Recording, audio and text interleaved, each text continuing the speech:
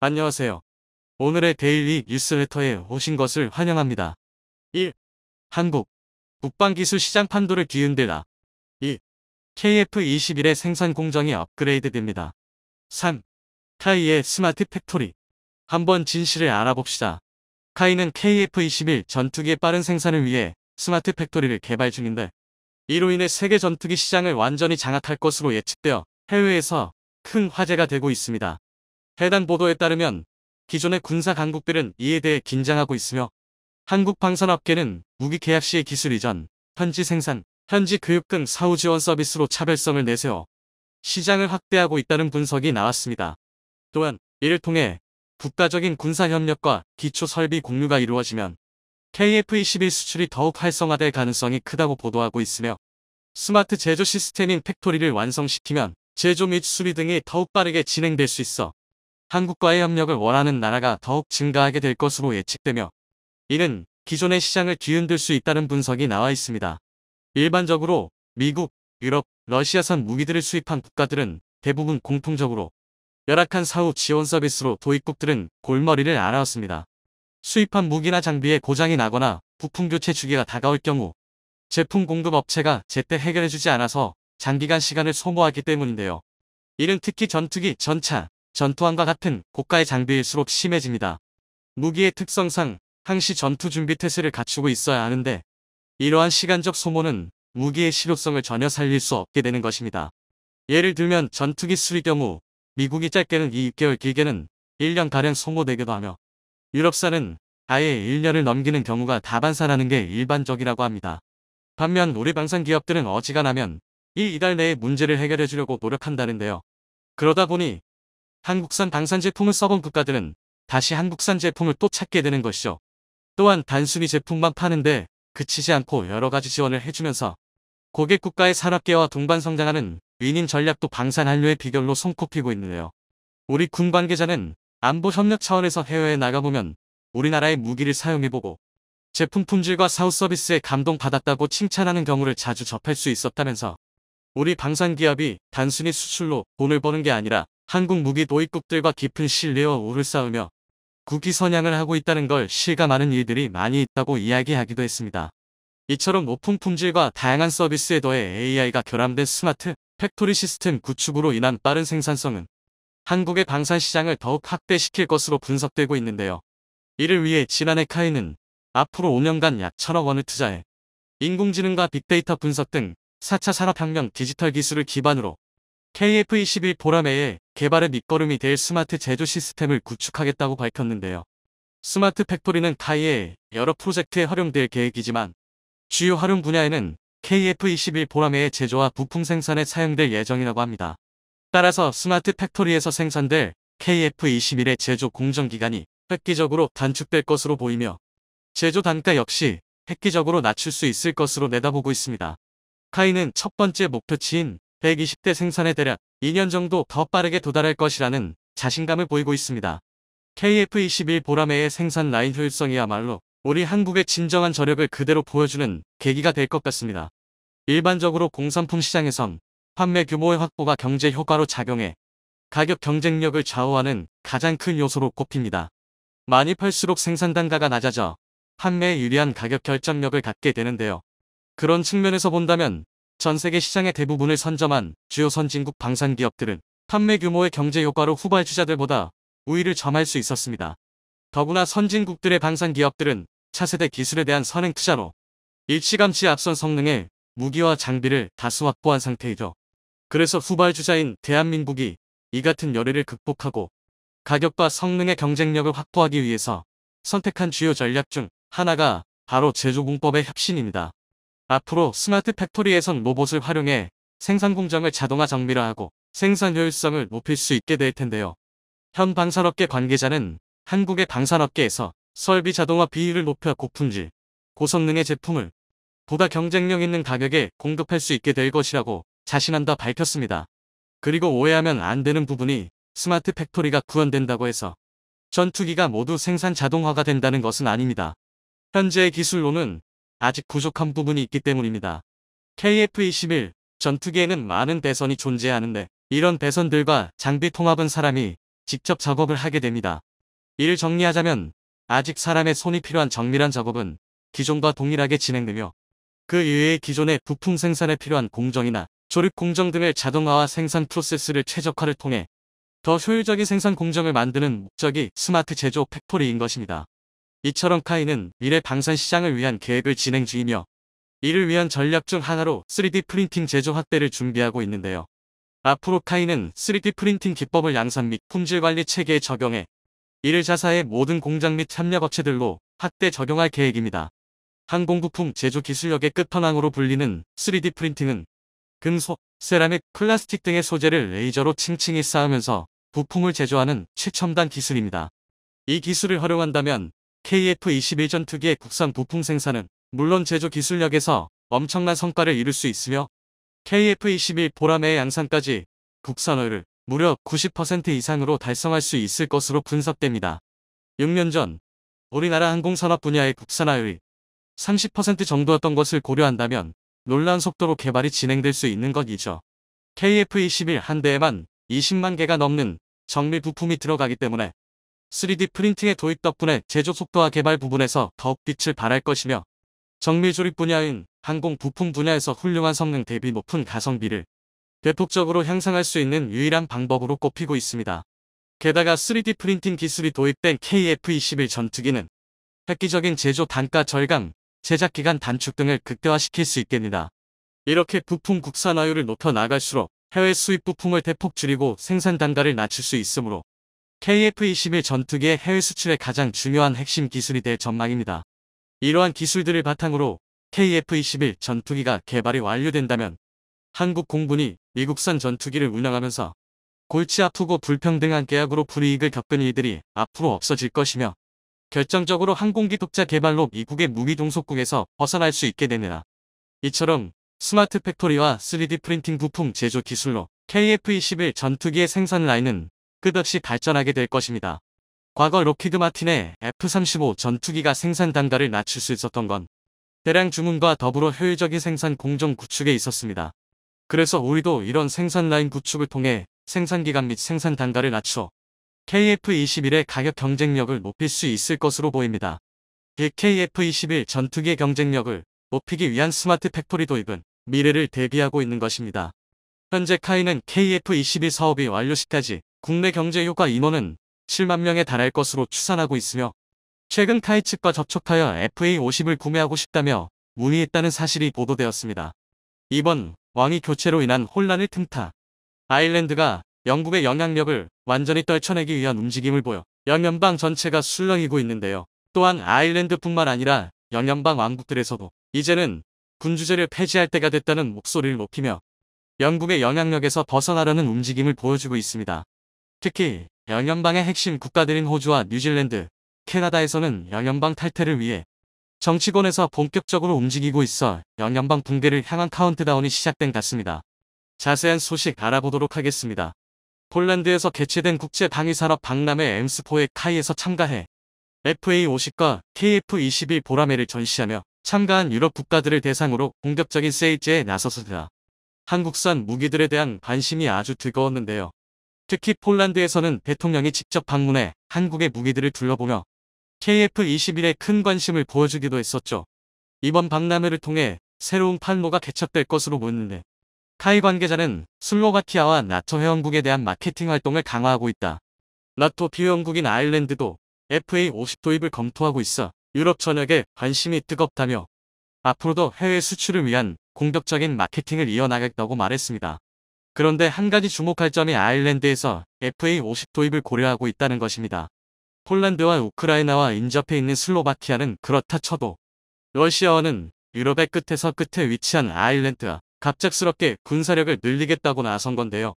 사실 아일랜드는 수차례 러시아로부터 군사적 위협을 받아왔음에도 아무런 대응도 하지 못하는 굴욕을 참아왔었습니다. 2020년 당시 러시아의 폭격기 Tu-162개가 아일랜드의 영공을 침범했었는데 요격할 수 있는 전투기가 없어 결국 영국의 타이푼 전투기가 대신 출격해 러시아 폭격기를 쫓아낼 때까지 아일랜드 공군은 손 놓고 바라만 봤어야 했습니다. 2021년 3월에도 또다시 러시아의 폭격기가 아일랜드의 영공을 침범했지만 여전히 아무런 대처도 할 수 없었죠. 사실 아일랜드의 군대는 서울만 남아있는 정도인데요. 인구 500만의 1인당 GDP가 세계 2위에 달하며 유럽에서도 손꼽히는 부국이지만 군사적인 측면에서는 아프리카의 소국망도 못한 게 현실입니다. 현재 아일랜드는 국방의 대부분을 영국에 전적으로 의존하고 있는데요. 덕분에 EU에서 가장 낮은 GDP의 0.3%만을 국방비로 지출하고 있습니다. 육해 공군을 통틀어 병력은 1만 명도 되지 않고 아일랜드 육군에는 전차가 없고 공군에는 전투기가 없습니다. 앞서 러시아의 폭격기에 대처하지 못했던 것도 현재 아일랜드 공군의 주력기가 프로키인 PC-9이기 때문인데요. 다른 국가들에선 훈련기로 사용하고 있는 걸 아일랜드에서는 주력 전투기로 사용하고 있습니다. 프로펠러 전투기로 최대 속력이 마하에 12,000-16,000m 고도에서 비행하는 투-160을 따라갈 수 있을 리가 없었기에 영국군이 나설 때까지 손가락만 빨 수밖에 없었던 것이었죠. 이 같은 굴욕이 계속되자 아일랜드 내부에서도 제대로 된 군대가, 특히 전투기가 필요하다는 목소리가 높아지고 있습니다. 그리고 최근 아일랜드 국방부에서는 의회에 보고서 한 편을 제출하며 아일랜드 공군 전력을 증강할 것을 요청했습니다. 그런데 그 보고서에 따르면 아일랜드 공군은 FA-50들 구매할 것을 요청하고 있어 화제가 되고 있는데요. 항공 감시를 위한 아일랜드의 정책 옵션이라는 제목의 보고서에서는 현재 아일랜드 군의 상황에 맞는 전투기가 무엇인지 여러 후보들을 나열하며 비교 분석했는데 그중 가장 적합한 전투기는 대한민국의 FA-50 경공격기인 것으로 결론지어져 도입을 위한 논의가 진행되고 있습니다. 보고서의 내용을 자세히 살펴보도록 하겠습니다. 아일랜드의 영공은 대서양으로 깊숙이 뻗어 있어 영토보다 6배나 넓은 영공을 가지고 있고 대서양을 횡단하는 항공기의 80%가 아일랜드 영공을 통과하지만 이 넓은 구역을 감시할 수 있는 능력은 전무한 상황입니다. 아일랜드는 대서양과 국경을 맞닿고 있는 유럽 국가들 중에서 군사레이더와 신속 대응 능력을 보유하지 않은 유일한 국가입니다. 사실상 아일랜드 공군은 없다고 봐도 무방한 수준인데요. 그렇다고 다른 유럽 국가들에 필적하는 완전한 방공 능력을 갖추기 위해선 연간 1억 600만 유로 약 2,300억 원 이상의 비용이 소모될 것입니다.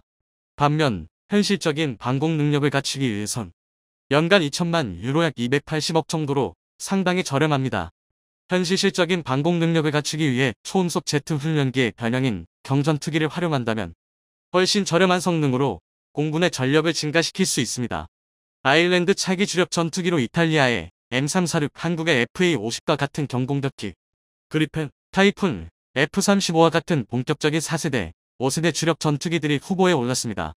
하지만 M346은 마음속에 지나지 않아 러시아의 폭격기를 추적할 수 있는 성능이 되지 않아 후보에서 탈락했고 이제 막 공군을 재건하기 위한 첫발을 때려 하는데 한 대에 1,000억 원에 달하는 4세대, 5세대 전투기들을 구입하는 건 무리라고 보고 있습니다. 거기에 최근 러시아 공군이 여러 추태를 보여주고 있어 러시아군을 상대하긴 FA-50이면 충분하다고 보고 있는 것 같기도 합니다. 최근 우크라이나 국방부 트위터에 이륙하려던 러시아군의 수-25가 이륙 직후 균형을 유지하지 못하고 비틀거리더니 추락해 폭발하는 영상이 올라왔습니다. 미국에 이어 세계 2위로 여겨지던 러시아 공군이 왜 아직도 우크라이나를 상대로 제공권을 확보하고 있지 못한지가 여실히 드러나고 있죠. 반면 FA-50은 최근 말레이시아 입찰에서도 테자스를 제치고 승리하며 이륙 직후 균형을 유지하지 못하고 비틀거리더니 추락해 폭발하는 영상이 올라왔습니다. 미국에 이어 세계 2위로 여겨지던 러시아 공군이 왜 아직도 우크라이나를 상대로 제공권을 확보하고 있지 못한지가 여실히 드러나고 있죠. 반면 FA-50은 최근 말레이시아 입찰에서도 테자스를 제치고 승리하며 경전투기 시장에서 선두를 달리고 있는데요. 관계자에 따르면 말레이시아의 FA-50 제트기 18대를 1조 원에 공급하는 계약을 체결했으며 거래가 일주일 안에 마무리될 것으로 보인다고 전했습니다. 아일랜드 국방부 역시 FA-50 경공격기가 매우 뛰어난 성능을 가지고 있어 4세대 전투기의 90%에 달하는 전투력을 발휘할 수 있으며 훈련기와 공격기 두 역할 모두 효율적으로 수행할 수 있어 공군을 재건해야 하는 아일랜드의 상황에 매우 적합하다고 밝혔습니다.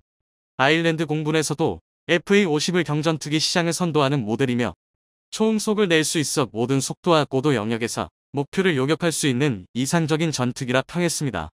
이러한 이유들 때문에 4세대와 맞먹는 성능을 가지고 있으면서 비용은 훨씬 저렴한 FA-50이 최종 후보로 결정되었습니다. 의회에서 이러한 보고서를 공개한 이후 아일랜드군의 전력 증강을 위한 별다른 움직임이 포착되지 않았었는데 올해 러시아의 우크라이나 침략과 그리고 이번 엘리자베스 2세 여왕의 서거를 계기로 본격적인 군팽창에 나선 것으로 보입니다.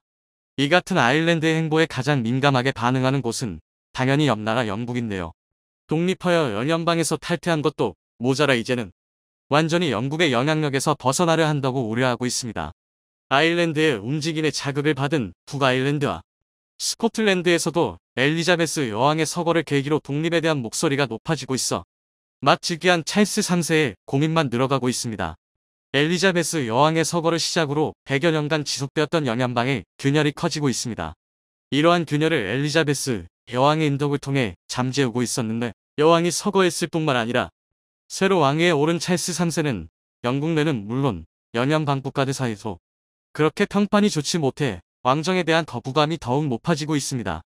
특히 호주와 뉴질랜드를 비롯한 주요 영연방 왕국들에서 영연방에서 탈퇴하고 군주제를 폐지하고 공화국으로 전환해야 한다는 목소리가 높아지고 있습니다.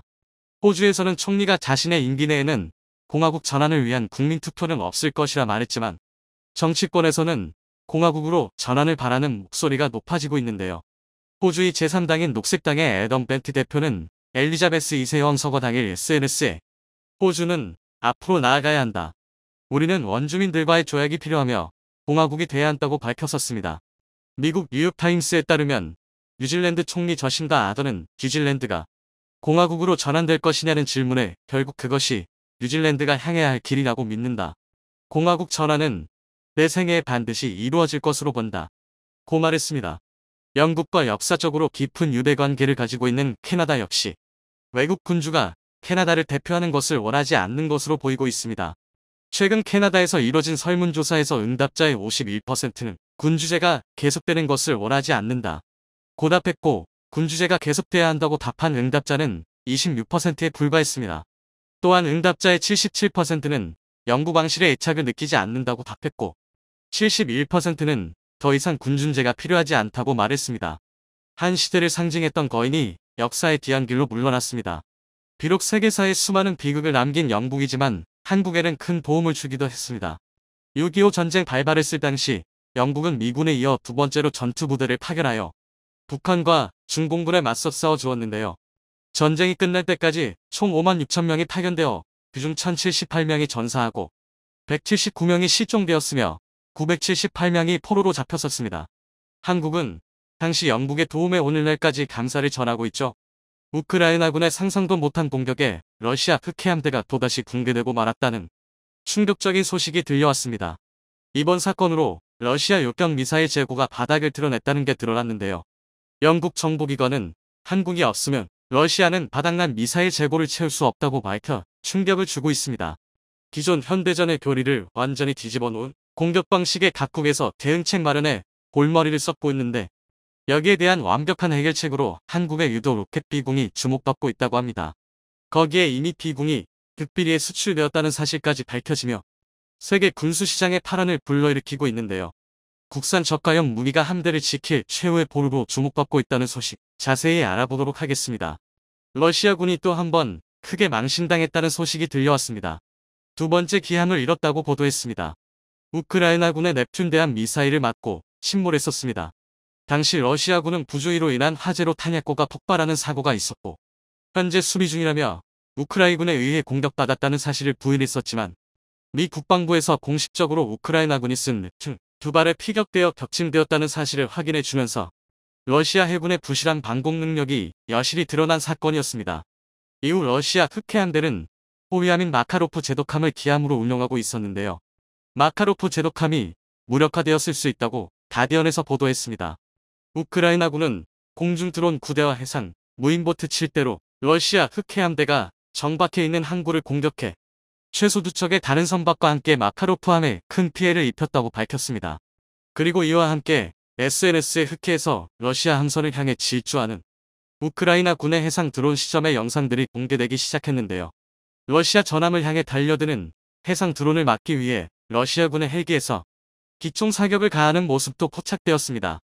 우크라이나 전황을 분석하는 민간 전문가 집단 지오 컴펌드에서는 해상 드론의 공격을 받은 전함의 윤곽을 분석한 결과 피격된 선박이 마카로프 함이라고 확인했습니다. 이번 공격에 대해 뉴욕타임스는 지난 수개월 동안 해상 드론을 비롯한 서방의 군사 원조가 가속화하면서 우크라이나군이 원격 조종 무인보트와 공중 드론을 결합해 러시아 군 자산을 원거리에서 타격하는 복합작전을 더욱 높은 수준으로 전개할 수 있음을 보여줬다고 전했습니다. 러시아 국방부는 우크라이나의 공중 드론 9대와 해상 무인보트 7대가 공격해왔지만 일부 요격했으며 흑해 함대 소해함 위반 골루베츠호만이 경미한 피해를 입었다고 인정했고 마카로프함에 대해서는 어떠한 언급도 하지 않고 있습니다. 이번 사건으로 해상 드론 공격에 대한 경각심이 높아지게 되었습니다. 러시아뿐만 아니라 세계 각지에서 해상 드론, 무인정에 의한 공격이 이어지고 있어 이에 대한 요격 체계 구축이 요구되고 있습니다. 과거 미 해군은 하푼, SME와 같은 한 발에 수십억에 달하는 미사일로 적 고속정에 대응했었는데요. 2000년 10월 12일 예멘에 정박 중이던 미 해군 구축함의 소형 보트가 돌격하면서 미군 19명이 전사하고 39명이 부상을 입었습니다.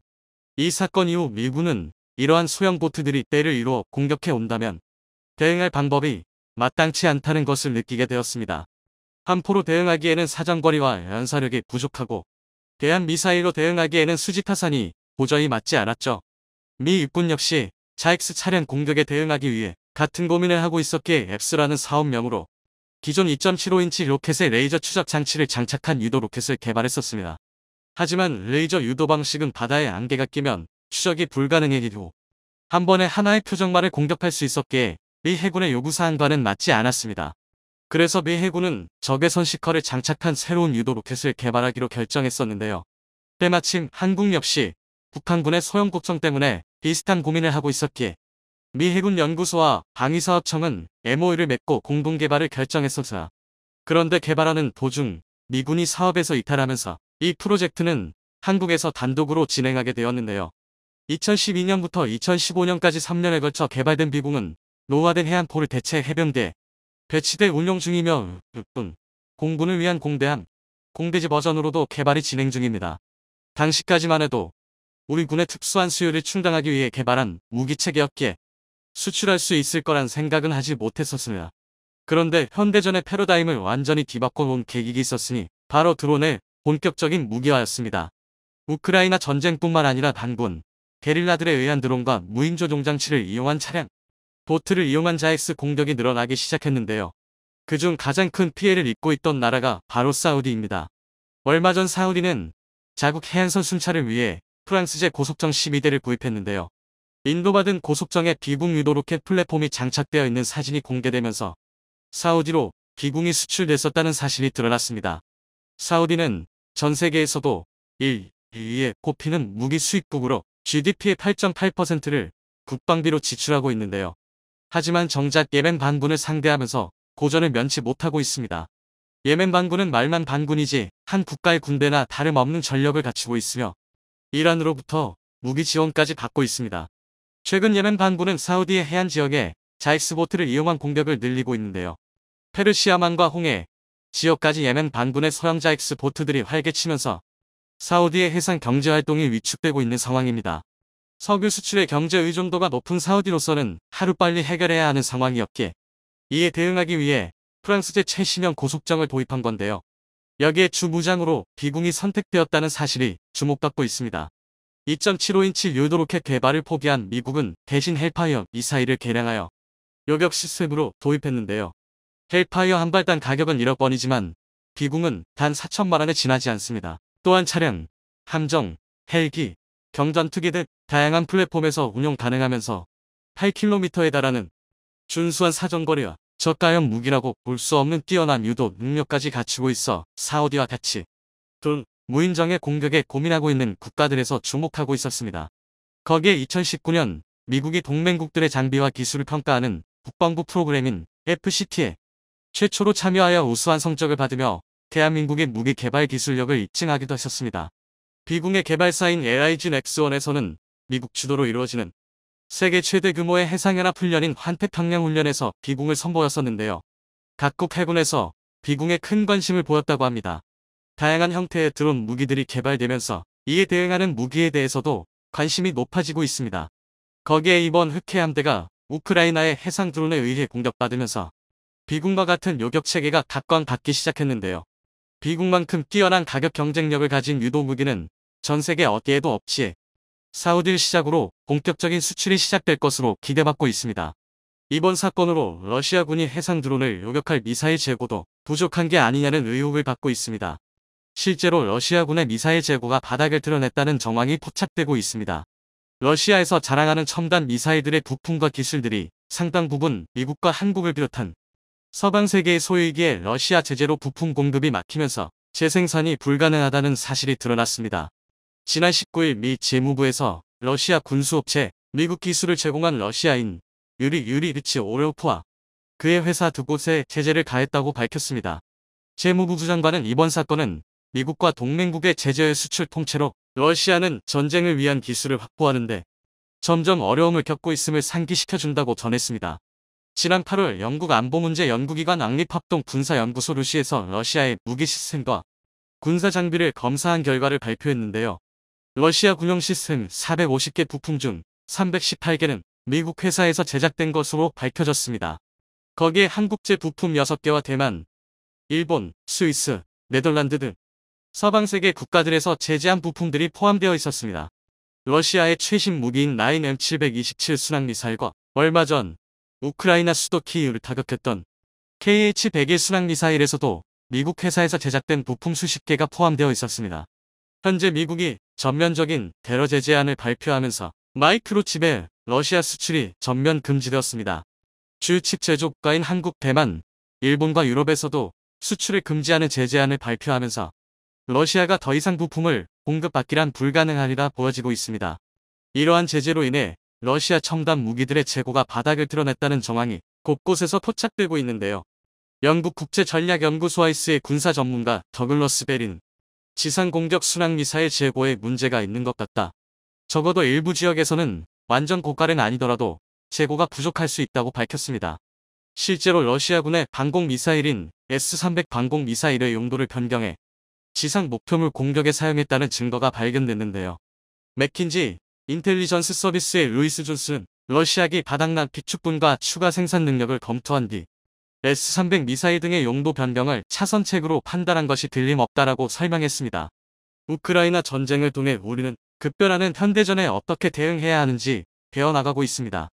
피로 얻어낸 교훈을 잊지 말고 우리 역시 멈추지 않고 발전해야 할 것입니다.